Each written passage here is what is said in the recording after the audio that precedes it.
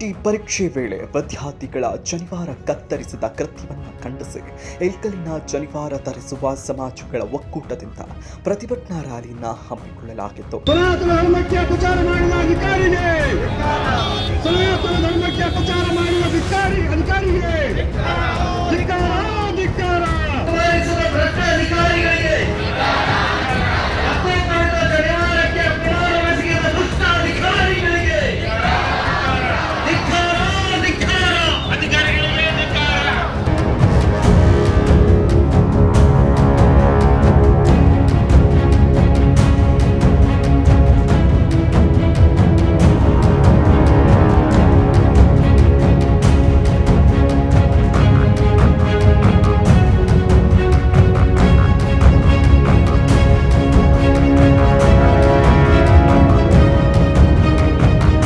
ನಗರದ ವೆಂಕಟೇಶ್ವರ ಮಂದಿರದಿಂದ ಚಾಲನೆಗೊಂಡು ಗಾಂಧಿ ಚೌಕ್ ಹಳೆ ಮನಸಿಪಾಟಿ ದಾರಿಯಿಂದ ಕಂಠ್ಯವೃತ್ತ ತಲುಪಿತು.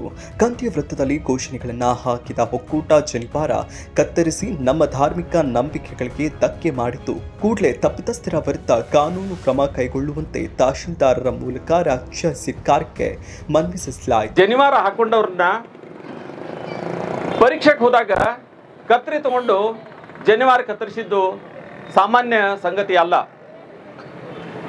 ಈ ಜನಿವಾರ ನಾವು ಸುಮ್ಮನೆ ಹಾಕೊಂಡಂತ ದಾರ ಅಲ್ಲ, ಯಜ್ಞೋಪವೀತ ಅಂತ ಕರಿತೀವಿ ನಾವು.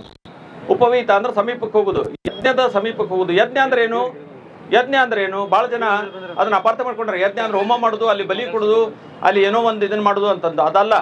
ಯಜ್ಞ ಅಂತಂದ್ರೆ ನಾವು ಆ ನಮಗ್ ಕೊಟ್ಟಂತ ಪಂಚಭೂತಗಳಿಗೆ ನಾವು ಕೃತಜ್ಞತೆಯನ್ನು ಹೇಳುವಂಥದ್ದು.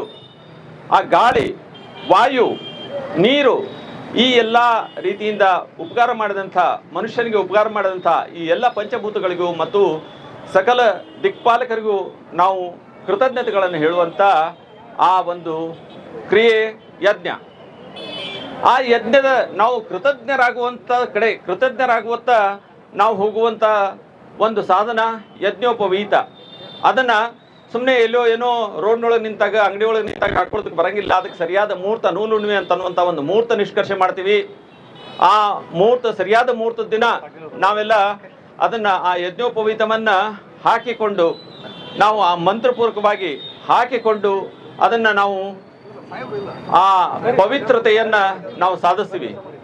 ಆದ್ರೆ ಇವತ್ತಿನ ಈ ಪರಿಸ್ಥಿತಿ ಒಳಗೆ ಸರಿಯಾದ ಶಿಕ್ಷಣ ಇಲ್ಲ. ಗುರುಕುಲದ ಮುಖಾಂತರ ಪಡೆಯುವಂತ ಶಿಕ್ಷಣ ಆಗಲಿ, ಇನ್ನೊಬ್ಬರು ಆರಾಧಿಸುವಂತ, ಇನ್ನೊಬ್ಬರು ಅಭಿಮಾನ ಪಡುವಂತ, ಇನ್ನೊಬ್ಬರು ಧಾರ್ಮಿಕ ಸಂಕೇತಗಳನ್ನ ಗೌರವಿಸಬೇಕು ಅಂತ ಅನ್ನುವಂತ ಕನಿಷ್ಠ ಪ್ರಜ್ಞೆ ಇಲ್ಲದಂತ ಕೆಲವರು ಒಂದು ಈ ಕಾನೂನು ಬಾಹಿರವಾಗಿ ಯಜ್ಞೋಪವೀತವನ್ನ, ಜನಿವಾರವನ್ನ ಕತ್ತರಿಸಿ ಅದನ್ನ ಅವಮಾನ ಮಾಡಿದ್ರು.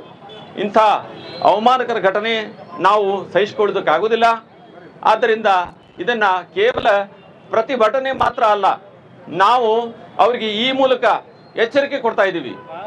ಇಂಥ ಒಂದು ಅಸಂಗತವಾದಂಥ, ಬೇಜವಾಬ್ದಾರಿಯುತವಾದಂಥ ನಡವಳಿಕೆ ಬೇಡ. ನಮ್ಮ ವಿದ್ಯಾರ್ಥಿಗಳ ಮೇಲೆ ಬಹಳ ಕೆಟ್ಟ ಪರಿಣಾಮ ಆಗ್ತಾ ಇದರಿಂದ.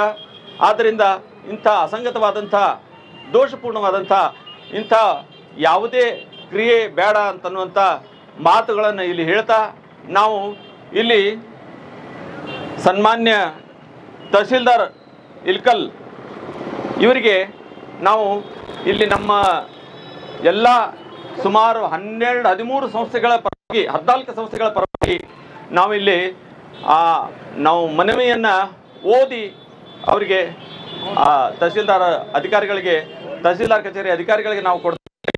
ಪವಿತ್ರಂ ಜನಿವಾರ ಧರಿಸುವ ಸಮಾಜಗಳ ಒಕ್ಕೂಟ ಇಲ್ಕಲ್ ಪ್ರತಿಭಟನಾ ರ್ಯಾಲಿ ಮತ್ತು ಮನವಿ ಸಮರ್ಪಣೆ.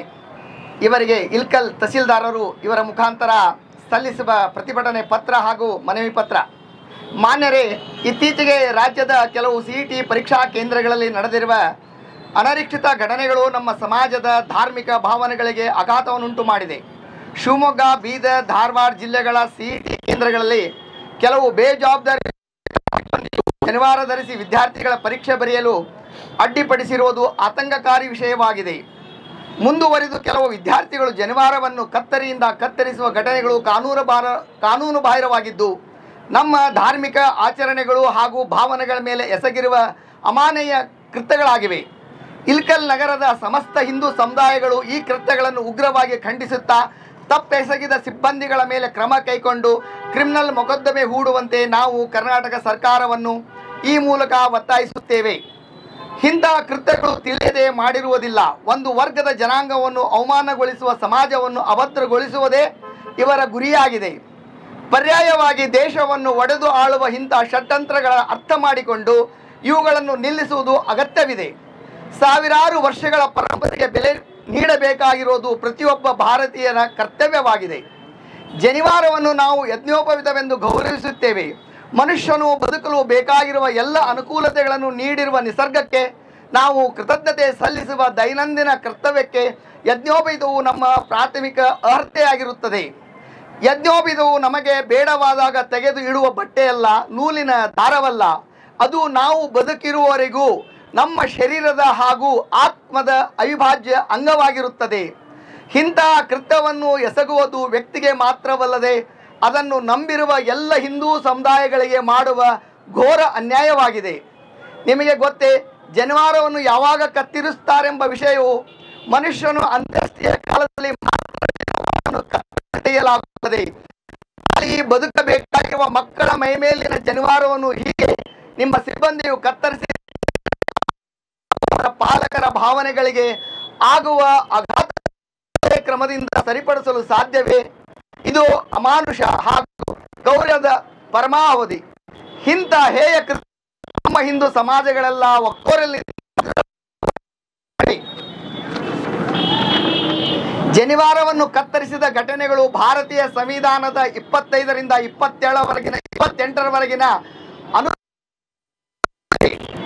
ಈ ಘಟನೆಗಳು ಅಕ್ಷಮ್ಯವಾಗಿದ್ದು ಸರ್ಕಾರವು ಸಂಬಂಧಿಸಿದವರ ಮೇಲೆ ಕ್ರಿಮಿನಲ್ ಮೊಕದ್ದಮೆಗಳನ್ನು ಹೂಡಬೇಕಾಗಿ ಒತ್ತಾಯಿಸುತ್ತೇವೆ. ನೈತಿಕ ಹೊಣೆ ಸರ್ಕಾರವು ತಕ್ಷಣ ಯಜ್ಞೋಪವೀತ ಧರಿಸುವ ಎಲ್ಲ ಸಮುದಾಯಗಳ ಕ್ಷಮೆ ಕೋರಬೇಕಾಗಿ ತಮ್ಮಲ್ಲಿ ಆಗ್ರಹಪೂರ್ವಕವಾಗಿ ವಿನಂತಿಸುತ್ತೇವೆ.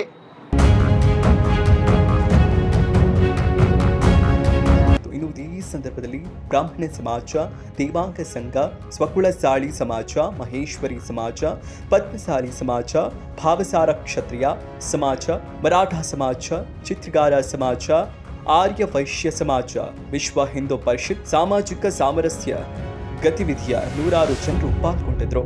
ಇನ್ನಷ್ಟು ಅಪ್ಡೇಟ್ಗಳಿಗಾಗಿ ಫಾಲೋ ಮಾಡಿ ವಿಜಯ ಧ್ವನಿ ನ್ಯೂಸ್.